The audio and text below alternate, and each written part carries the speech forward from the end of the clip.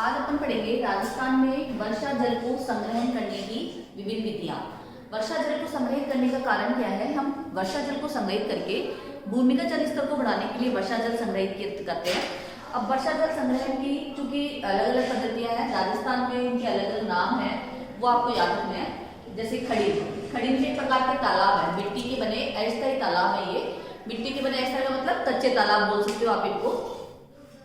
तो मिट्टी के बने अस्थायी तालाब ये हमेशा ढाल वाली भूमि के नीचे बनते हैं। ढाल वाली भूमि के नीचे बनने से क्या है, पानी उनका फ्लो होके ढाल की वजह से नीचे अपने आप चला जाता है, कुछ स्पेशल व्यवस्था नहीं करनी पड़ती। हाँ, ये एक दो तरफ मिट्टी के और एक तरफ पत्थर की दीवार होती है इनमें, कच्चे तालाब नहीं है। तो ये खड़ीन एक प्रकार के मिट्टी के बने अस्थायी तालाब है। तालाब आपको पता ही है, राजस्थान की सबसे प्राचीन विधि है। और ये तालाब की तलहटी में एक कुआं होता है। तालाब की जो तलहटी होती है पूरी जैसे सबसे बिल्कुल चढ़ी वाली, जिसको बोलते हैं बेली। झील भी अपने अति प्राचीन विधि है। झीलों से अपन को पता है सिंचाई का मुख्य साधन भी है ये। और झीलों से कुआं, तालाब, बावड़ी आदि का जल स्तर बढ़ने की वजह से, जैसे इंदिरा गांधी नहरें भी होती है ना, वैसे झीलें हैं। तो झीलों से कुआं, तालाब, बावड़ी आदि का जल स्तर बढ़ता है। बावड़ी भी एक जल संग्रहण की पुरानी विधि है। आपको पता है जैसे 200 क्या बने मृदा बावड़ी, कई बावड़ियां हैं। तो बावड़ियों से क्या है कि आपको इसमें भी पानी को इकट्ठा करने की विधि है ये। इनमें नीचे उतरने के लिए सीढ़ियां बनी होती है। बावड़ी जितनी भी होती है उनमें नीचे उतरने के लिए सीढ़ियां बनी होती है। उनपे स्पेशल कलाकारी वगैरह करी होती है ताकि वो एक अच्छे पर्यटन स्थल के रूप में भी घोषित होती है। टोबा थार के रेगिस्तान में मिलने वाले तालाब या कुओं को बोल सकते हो आप। थार के रेगिस्तान में जितने भी कुएं होते हैं, जल संग्रहण की पारंपरिक स्रोत है, टोबा नाम है उसका। जैसे अपने तालाब है वैसे वहाँ पे टोबा होते हैं।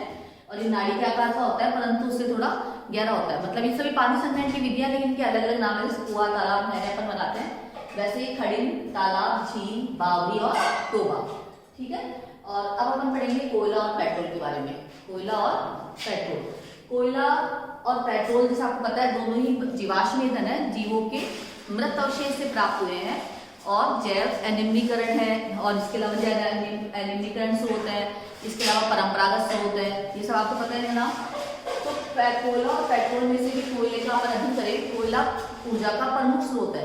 कोयला ऊर्जा का प्रमुख स्रोत है। हमारी जितनी भी ऊर्जा प्राप्त होती है उसकी 36 से 40%, 36 से 40% एनर्जी हमको कोयले से मिलती है। कोयला बनता कैसे है? वर्षों पूर्व वनस्पति के नीचे दबना, जिनके जैसे अपन बताया था पेड़ पौधे मालूम पड़ जाते हैं, बहुत तूफान आते हैं, पेड़ उखड़ जाते हैं, नीचे गिर जाते हैं।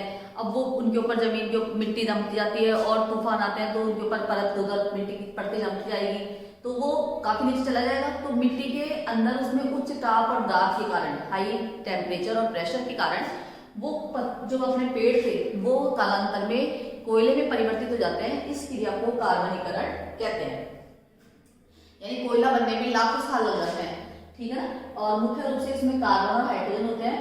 अब कार्बन की मात्रा के आधार पर फिर कोयले के 4 प्रकार है, जिसमें कार्बन की मात्रा जितना ज्यादा होगी, हाइड्रोजन की कम होगी, वो कोयला उतना ही बेस्ट वैरायटी का होगा। जनरल सी बात है कि उसमें धुएं कम निकलेगा और एनर्जी ज्यादा होगी। तो एंथ्रासाइट, बिटुमेन, डिगलाइट और पीट। एंथ्रासाइट में कार्बन की मात्रा है 94 से 98%, बिटुमेन में 78 से 86, लिग्नाइट में 28 से 30 और पीट में 27% कार्बन की मात्रा पाई जाती है। अपने राजस्थान में मुख्य रूप से लिग्नाइट कोयला मिलता है। ठीक है। अब है पेट्रोल, कोयले का भंजक आसन। कोयले का भंजक आसन तो वायु की अनुपस्थिति में कोयले को 1000 डिग्री से 1400 डिग्री सेल्सियस तक गर्म करने पर, वायु की अनुपस्थिति में तो वैसे कोई चीज जल नहीं सकती, लेकिन आप इसको वायु की सीमित मात्रा में बोल सकते हो। वायु की सीमित मात्रा को अनुपस्थित में दर्शाया जाता है। में कोयले को 1000 डिग्री से 1400 डिग्री सेल्सियस तक गर्म करने पर कोलतार, कोल गैस और अमोनिया प्राप्त होती है। कोलतार, कोल गैस और अमोनिया प्राप्त होती है। इस क्रिया को कोयले का भंजक आसन कहते हैं। अब अपन ऐसे कह सकते हैं कि अमोनिया कैसे मिलता है कोयले को गर्म करने से, तो कोयले को भंजक आसन करने से अमोनिया प्राप्त होता है। या फिर कोयले को वायु की अनुपस्थिति में 1000 से 1400 डिग्री सेल्सियस तक गर्म करने पर हमें अमोनिया प्राप्त हो जाती है। भारत में कोयले के मुख्य स्रोत, भारत में कोयले के मुख्य स्टेट जो है वो देखो, आप इसको इलेक्ट्रिक याद कर सकते हैं। ए से आंध्र प्रदेश, जे से झारखंड, यू से उड़ीसा और एम से मध्य प्रदेश और टी से पश्चिमी बंगाल। तो आपको इजीली याद जाएगा कि भारत में कोयले के जो मुख्य भंडार है कौन कौन से स्टेट में मिलते हैं। तो आप बता सकते हो एजम, आंध्र प्रदेश, झारखंड, उड़ीसा, मध्य प्रदेश और पश्चिम बंगाल। ठीक है। अब अपन देखेंगे पेट्रोल के बारे में। पेट्रोलियम, जैसे कि नाम से पेट्रोलियम को ऊर्जा क्या बोलते हैं, अपन पहले से पढ़ते आ रहे हैं। अपरिष्कृत तेल, कच्चा तेल और काला सोना भी बोलते हैं, इसको बोलते हैं ना। और ये आपको पता है कैसा स्रोत है, जीवाश्म ईंधन है। जीवाश्म ईंधन है, नवीकरणीय है, सीमित मात्रा में। इसको बनने में, जैसे कोयले को बनने में लाखों करोड़ साल लगते हैं, वैसे ही पेट्रोल को बनने में भी काफी साल लग जाते हैं। यह जीव जंतुओं के नीचे दबने के कारण, जैसे अपन ने बोला था पेड़ पौधे दब गए नीचे, उसकी वजह से कोयला प्राप्त हुआ है, वैसे ही जीव जंतु यदि भूमि के नीचे दब जाते हैं तो उच्च ताप और दाब के कारण उनका परिवर्तन किसमें हो जाता है, पेट्रोल में हो जाता है।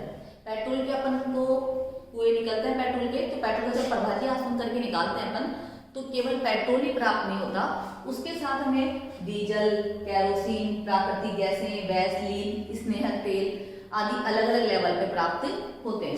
पेट्रोल के साथ ये सब चीजें भी प्राप्त की जाती है। अब अपन नया देखेंगे बायोडीजल।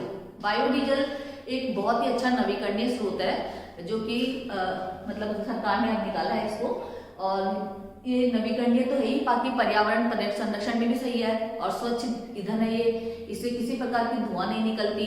बायोडीजल के 2 वृक्ष लगाए गए थे पहले इजराइल से लाके राजस्थान में, और अभी राजस्थान में फतेहपुर और ढंड में 2 ये बायोडीजल के प्लांट लगे हुए हैं सरकार के।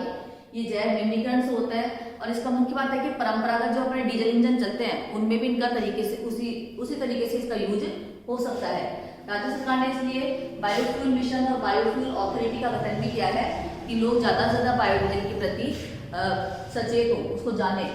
ठीक है, बायोडीजल का ध्यान रखना, नवीकरणीय स्रोत है ये, पर्यावरण हितैषी है, स्वच्छ ईंधन है, जैव निम्नीकरण है, और परंपरागत डीजल इंजन के जो वाहन चल रहे हैं इनमें इसका प्रयोग किया जा सकता है। और सतत पोषणीय विकास। सतत पोषणीय विकास का मतलब क्या है, किसी भी संसाधन का सीमित उपयोग किया जाए ताकि वो आने वाली जनरेशन, आने वाली पीढ़ियों के लिए भी बची रहे। इस क्रिया को बोलेंगे सतत पोषणीय विकास। किसी भी संसाधन का सीमित उपयोग जिससे आने वाली पीढ़ी भी इसका प्रयोग कर सके। किसी भी संसाधन का, जैसे जल हो, वायु हो, कोयला हो, पेट्रोल हो, कुछ भी हो, तो किसी भी संसाधन का सीमित उपयोग जिससे आने वाली पीढ़ी भी इसका प्रयोग कर सके, उसको सतत पोषणीय विकास कहते हैं। ठीक है, अब अपन देखेंगे चिपको मूवमेंट। क्या है चिपको मूवमेंट? चिपको मूवमेंट आपको पहले आप पढ़ चुके हो। 1730 में अमृता देवी ने जोधपुर के खेजड़ेली गांव में अपने वो मतलब अंग्रेजों के जब सैनिक आ गए थे पेड़ों को काटने के लिए, तो उनको बचाने के लिए वो अपने 3 बेटियों की सहित पेड़ों पे चिपक गई थी। खेजड़ी के वृक्ष थे वो, है ना, तो उसको वो आंदोलन कहता है चिपको आंदोलन, जो 1730 में चला था। इसीलिए इसके बाद में 1973 में उत्तराखंड में इसी प्रकार का एक आंदोलन वृक्षों को बचाने के लिए चला, वो सुंदरलाल बहुगुणा के नेतृत्व में चला था। इसी प्रकार कर्नाटक में भी इस प्रकार का वृक्षों को बचाने के लिए आंदोलन चला, जिससे वो एपिको आंदोलन कहते हैं। एपिको का मतलब होता है चिपकना। सन 1983 में जब वो खेजड़ी के वृक्ष में चिपकी थी, 1983 में इसलिए खेजड़ी के वृक्ष को राजस्थान का राज्य वृक्ष घोषित किया गया, और इसका वैज्ञानिक नाम है प्रोसोपिस सोनेरेशिया। प्रोसोपिस सोनेरेशिया, याद रखना, राजस्थान का राज्य वृक्ष खेजड़ी, वैज्ञानिक इसका साइंटिफिक नाम है प्रोसोपिस सोनेरेशिया, और इसको 1983 में राज्य वृक्ष घोषित किया गया था। तो आप सारा ध्यान रखोगे। राजस्थान के वर्षा जल संग्रहण की विधियां, वर्षा जल संग्रहण करते हैं भूमिगत जल का पुनर्भरण करने के लिए। इनके नाम है खड़ीन, तालाब, झील, बावड़ी और टोबा। कई बार प्रश्न आता है टोबा क्या है, तो टोबा थार के रेगिस्तान में जल संग्रहण की एक पद्धति है। इसी प्रकार कोयला और पेट्रोल, जैसे अपने अभी तक जल संरक्षण, वन्यजीव संरक्षण सब पढ़े, उसी प्रकार कोयला और पेट्रोल का संरक्षण है। कोयला हमारे कुल ऊर्जा का नवीकरणीय स्रोत है। इसके अलावा जीवाश्म ईंधन है, 36 से 40% एनर्जी प्राप्त होती है इससे। कैसे बनता है, ठीक है, मुख्य रूप में कार्बोहाइड्रेट होते हैं। कार्बन की मात्रा के आधार पर 4 प्रकार का, एंथ्रेसाइड, बिटुमेन, लिग्नाइट और पीट। सबसे बेस्ट एंथ्रेसाइड, जिसमें कार्बन ज्यादा होगा वो सबसे बेस्ट होगा, जिसमें कार्बन कम होगा वो सबसे कम अच्छा होगा। इसी प्रकार कोयले का भंजक आसन करने पर क्या क्या मिलेगा, कैसे करेंगे? 1000 डिग्री से लेके 1400 डिग्री सेल्सियस पर गर्म करने से हमको ये कोयले का भंजक आसन होने पे कोलतार, कोल गैस और अमोनिया मिलेगी। भारत में कोयले के भंडार आंध्र प्रदेश और जम्मू, याद रखना, आंध्र प्रदेश, झारखंड, उड़ीसा, मध्य प्रदेश और पश्चिम बंगाल। ठीक है, अब पेट्रोल के बारे में, अपरिष्कृत तेल, कच्चा तेल, चट्टानों का तेल, ये सब इसके नाम है। इसको भी जीव जंतुओं के भूमि नीचे दबने से प्राप्त होता है ये भी, और ये भी अनवीकरणीय है, सीमित है। इसके भी जब पेट्रोल का परीक्षण करते हैं तो पेट्रोल के साथ डीजल, केरोसिन, पेट्रोल और ये प्राकृतिक गैस, वैसलीन, स्नेहक तेल सब प्राप्त होते हैं। बायोडीजल का ध्यान रखना है आपको। बायोफ्यूल नवीकरणीय स्रोत है, ये पर्यावरण हितैषी है, स्वच्छ ईंधन है, जैव निम्नीकरण है। परंपरागत डीजल ईंधन को बिना परिवर्तन के काम में लिया जा सकता है। इसमें राज्य सरकार ने बायोफ्यूल मिशन और बायोफ्यूल अथॉरिटी का गठन किया है। सतत पोषण विकास, किसी भी संसाधन का सीमित उपयोग जिससे कि आने वाली पीढ़ी भी इसका उपयोग कर सके। और इसके बाद अपना है चिपको मेम्ब्रेन। ठीक है, ध्यान, नमस्कार।